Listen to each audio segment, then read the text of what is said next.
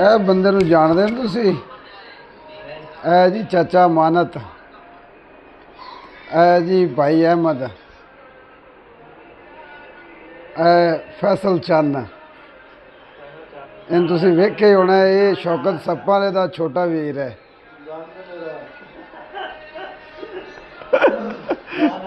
ਇਹ ਜੀ ਅਹਿਮਦ ਭਾਈ, ਇਹ ਰੰਗ ਦਾ ਬਹੁਤ ਵੱਡਾ ਕਾਰੀਗਰ ਹੈ।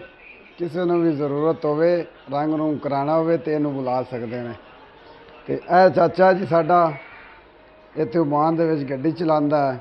ਕਿਸੇ ਨੂੰ ਵੀ ਅਗਰ ਟਿੱਪਰ ਦੀ ਜ਼ਰੂਰਤ ਹੋਵੇ ਤਾਂ ਰਾਬਤਾ ਕਰ ਸਕਦੇ ਨੇ।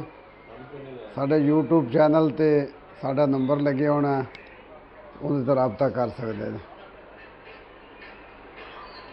ਅਤੇ ਅਗਰ ਕਿਸੇ ਨੂੰ ਸ਼ੌਕਤ ਸੱਪਾਂ ਦਾ ਵੀਰ ਚਾਹੀਦਾ ਹੋਵੇ ਉਹ ਵੀ ਮਿਲ ਸਕਦਾ। ਭਾਈ ਸਾਹਿਬ, ਭਾਈ ਜਾਨ